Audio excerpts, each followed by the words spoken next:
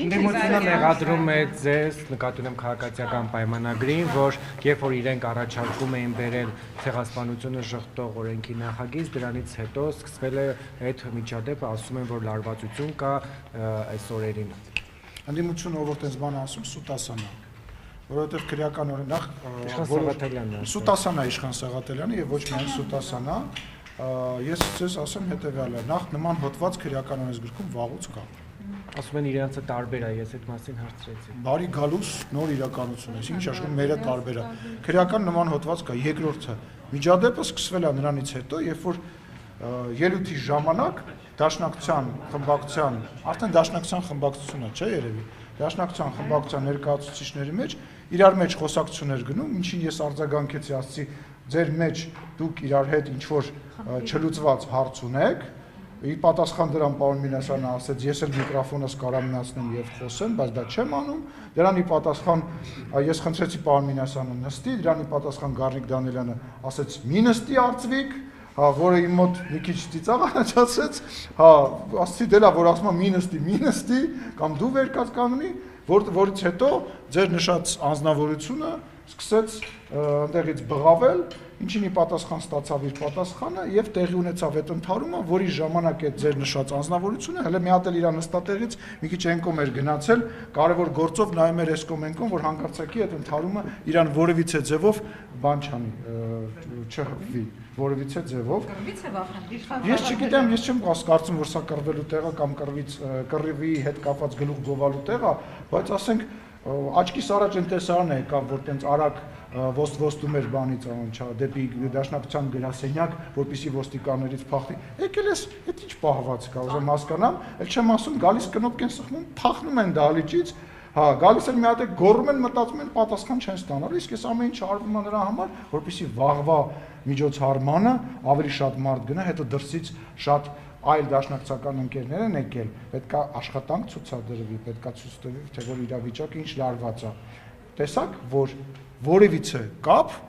որևիցե բովանդակություն, որևիցե բան գոյություն չունի այդ ասացիդ, սա հերթական սուտն է, հերթական մանիպուլյացիան է, որը լավ է, որովհետև մարդիկ շատ վաղուց այս ամեն ինչը հասկացել են ու զզվում են իրանցից, զզվում են այդ ստերից, ինֆորմացիան բաց է, ճշմարտությունը շատ լավ բոլորը գիտեն, շատ լավ է շարունակեն, թող շարունակեն։ Բայց անհարկի չէ, երբեմն ազգային ժողովի նախագահ ընդհատում падգամավորներին, այդ մասին շատ դուք կամնակատը խախտում եք, երբեմն ոչ ձեր լիազորությունների շրջանակում падգամավորների միջամտում եք հայտարարություններ եք։ Ուրեմն տեսեք, ազգային ժողովի նախագահի պարտականությունների մեջ մտնում է բնականոն աշխատանքը ապահովել։ Շատ հաճախ այդ բնականոն աշխատանքը ապահովելու համար պետք է տարբեր ձևերով իրավիճակը իջացնես լարվածությունը կամ հարվածը քո վրա վերցնես կամ ինչ որ ձևով այդ լարվածությունը ուղղորդես մեկ այլ ուղղությամբ եւ ներողություն եմ խնդրում, բայց տենց կողքից տենց ալիքները թերթելուց կամ որևիցե այլ գործով ձեռից զբաղվելով ինչ որ տենց գնահատական տալը ես չեմ արդարացնում, դա սխալ է։ Ես համարում եմ, որ իմ աշխատանքի շնորհիվ ազգային ժողովը ի հեճուկս այն կանխատեսումների, որը կային 4 տարի առաջ արդեն իսկ, որ ազգային ժողովը չի հաջողելու, որ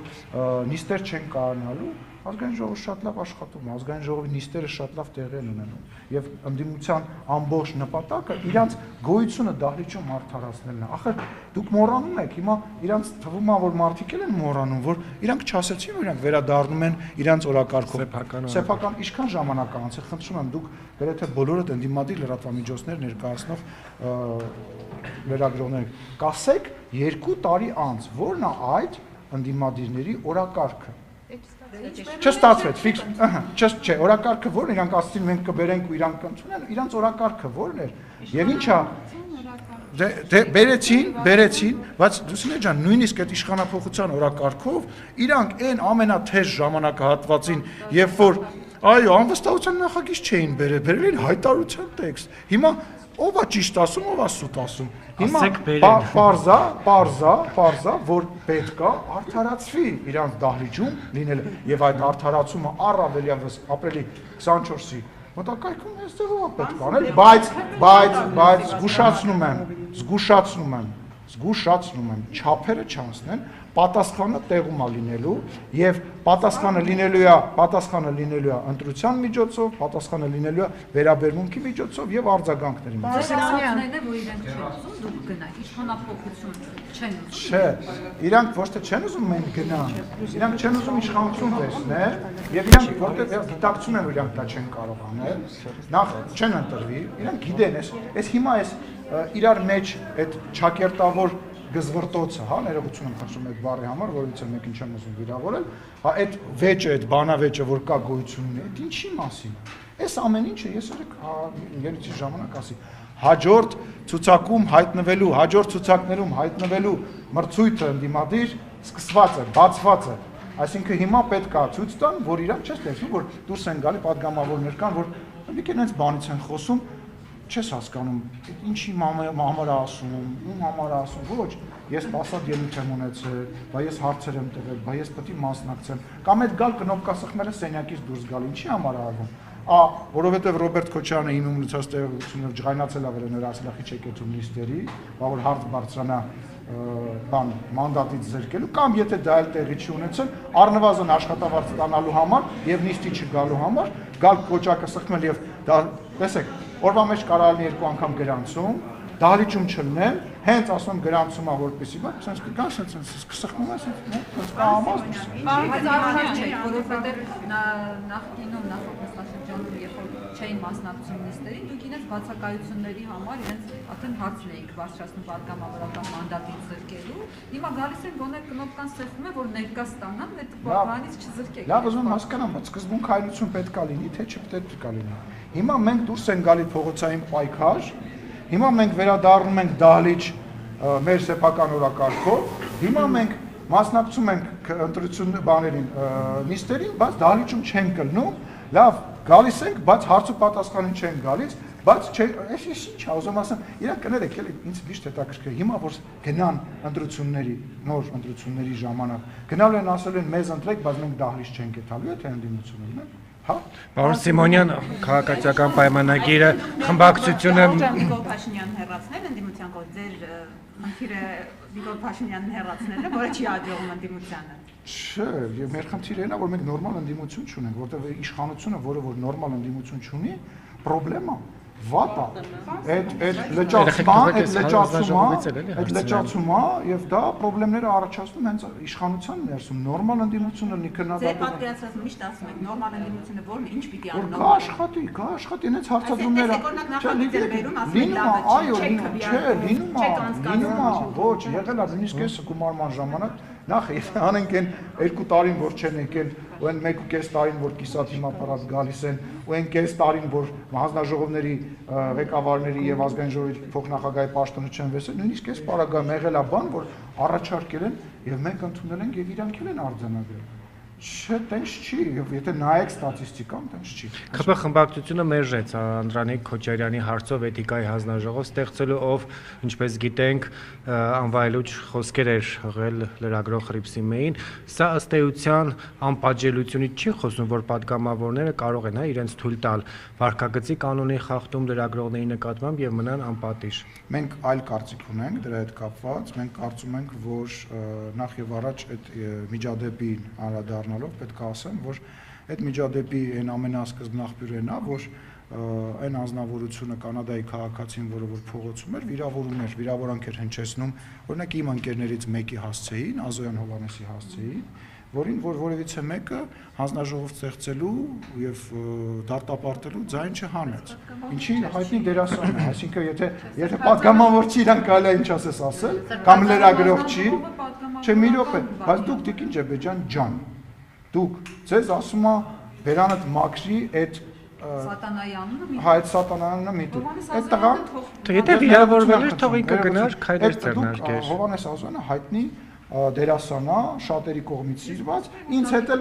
շատ մոտ հարաբերություն է իմ ընկերներից է։ Իմ ընկերն է Հովհաննեսը։ Բա այդ ընթացքում, այդ ամեն ինչը վիրավորական չէր եւ մենք դրան որևիցե ձևով լսեք, այդ ամեն ինչը վիրավորական չէր եւ մենք դրան չենք անդրադառնում, բայց սա անդրադառնում է։ Հիմա որոշումը հետեւյալն է, որը տեսեք։ դա իր խնդիրն է, չի օգնելու իրան Աստվածաշունչը, Աստված իրան ու իր ղեկավարներին շատ վատ պատժել է, չէ, իրան դժվար օգնի, սատանաներին եւ Աստծուն ուրացողներին չի օգնի։ Եվ ձեզ ասեմ, որոշում է կայացվել, որ ստեղծվելու է, արդեն այդ որոշումը կա, որ ստեղծվել է մշտական էթիկայի հանձնաժողով, որը որ նման հարցերի քննմամբ կզբաղվի ազգային ժողովում այսօր այդ լինելու է նման հարց։ Բայց մեկը մյուսին ինչով էր խանգարում։ Որը տեսեք, խնդիրը կանում է նրանում, որ մենք էլ ենք հիմա այս պահին համարում, որ ժամկետը վաղուց բաց թողնված է, եւ մենք դա խնդիր ենք համարում եւ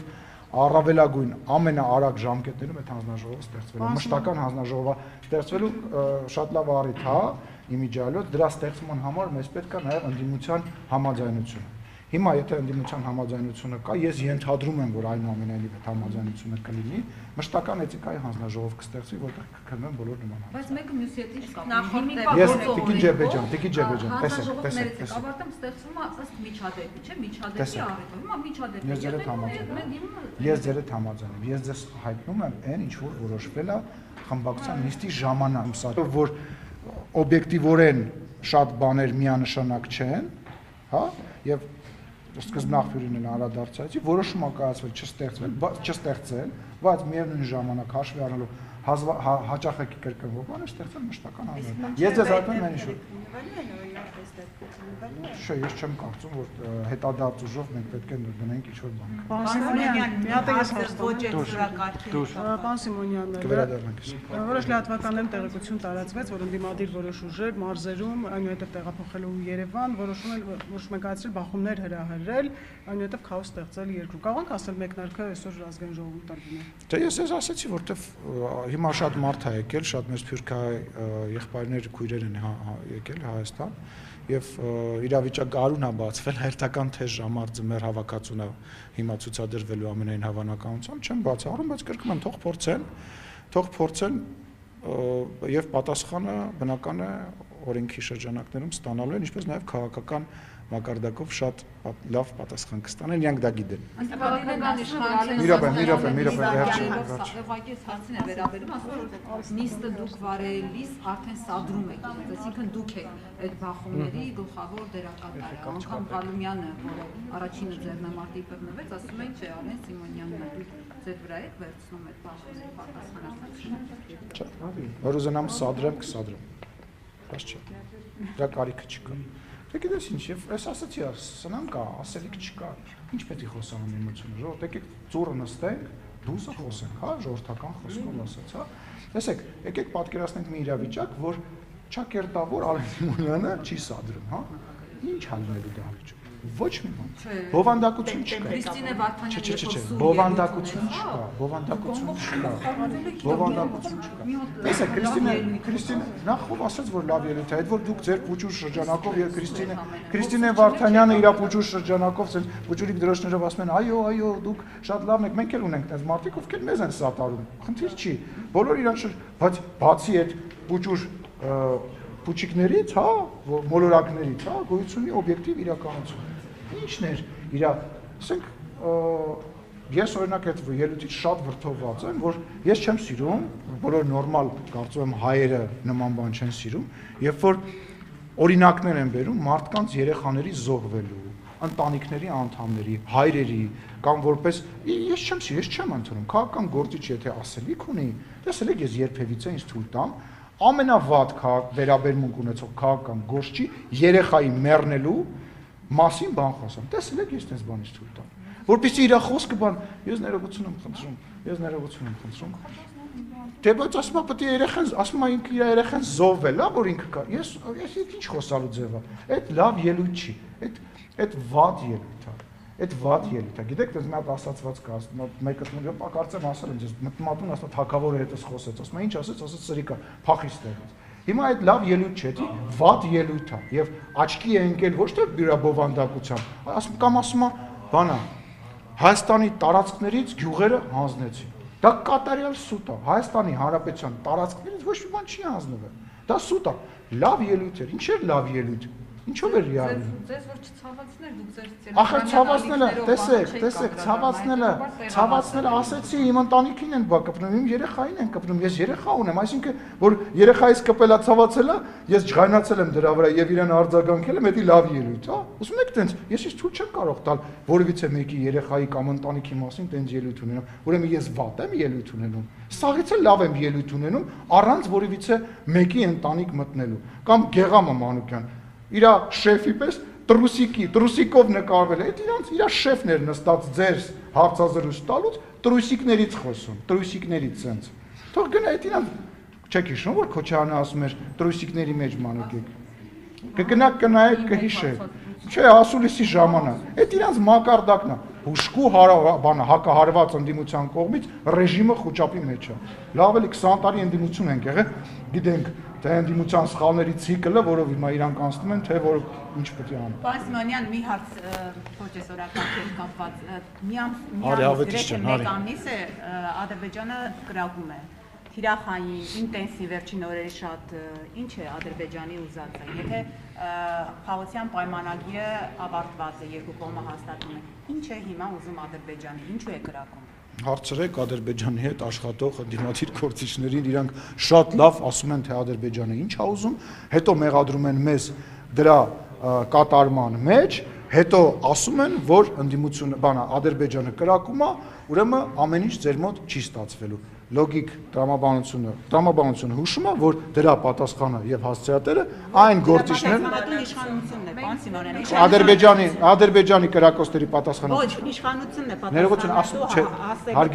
Հարգելիս, դուք հարցրեցիք, ասիք ինչու, չէ։ Այո, ինչու։ Հարցի ինչու։ Կրկնում եմ, ինչու հարցի պատասխանը թող տան այն մարդիկ, ովքեր իրանց հետ աշխատում են։ Բանակցությունները ոչ, այդ հարցին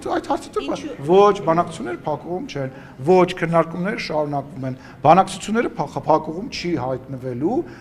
եւ պատերազմի հավանականությունը որևիցե ձևով, որևիցե քայլով չի ավելացվելու եւ չի ավելանալու։ Բացատրությունը ո՞րն է, պարոն Սիմոնյան։ Լավ, դուք Հարգելիս, բացատրությունը ո՞րն իշխանությունն է բացատրություն դրա համար, ինչու է կրակում։ Հարգելիս, բացատրությունը հետևյալն է, որ մենք պետք է ամեն ինչ անենք, որ մեր օրակարգը, որը խաղաղությունն է, իրականություն դառնա։ Թե այնտեղ կրակեցին, չկրակեցին, այո, դրանք բաներ են, որոնց մենք ուշադրություն ենք դարձնում, որոնց հետ կապված հետևություններ ենք անում, բայց մեր նպատակը ես ձեզ արդեն ասացի։ Այսինքն անհանգստություն չունի իշխանությունը, որ կարող է էսկալացիա լինի, որ կարող է այս կրակոցները ռազմական գործողությունների վերածել։ Կարող ոչ մի կրակոց չլինի եւ էսկալացիա լինի եւ դրանով չի պայմանավորված, կա հիմնական process։ Այդ հիմնական process-ին հետևելով եւ այդ հիմնական process-ը տանելով է, որ դու կանխում ես կամ կանխատեսում ես նման բաներ։ Մինչեւ 2018 թվականը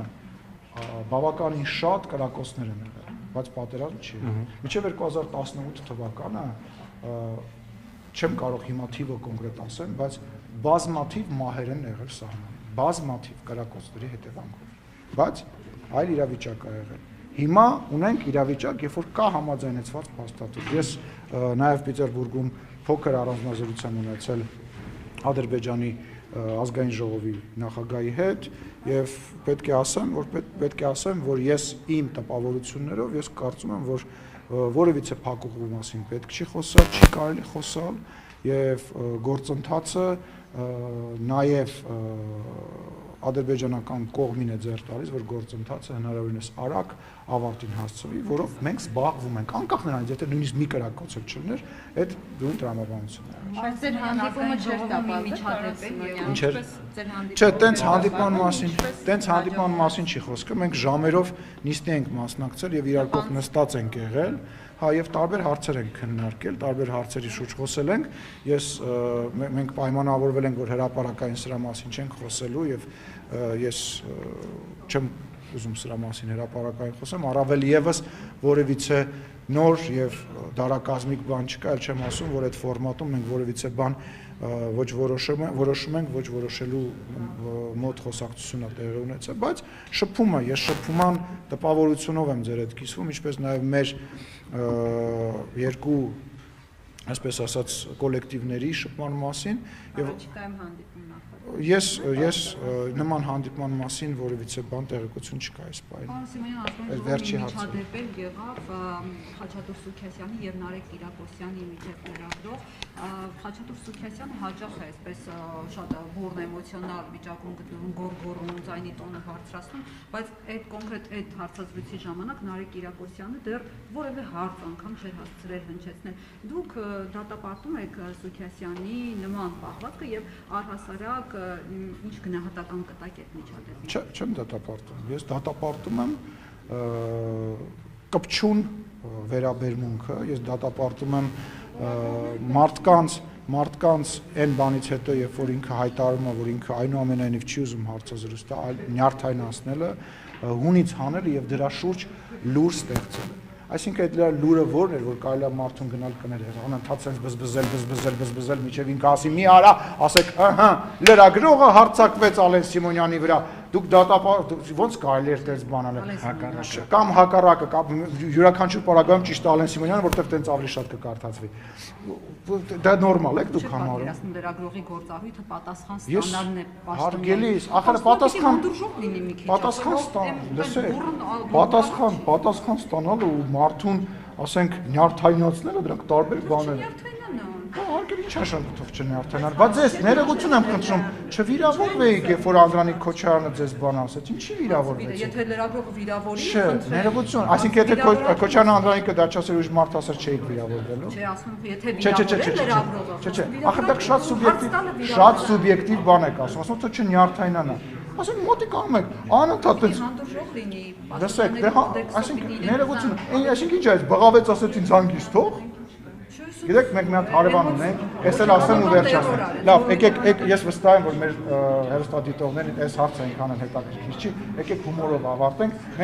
Մենք մեր առաջին հարկում մի հարևանուհի ունենք, որը իր ամուսնու հետ բաժանվելուց հետո իր ամուսնուն բանով, անձրևանոցով ծեծում էր եւ գոռում էր օգնեցեք, բայց ինքն էր հարվածում։ Շնորհակալություն։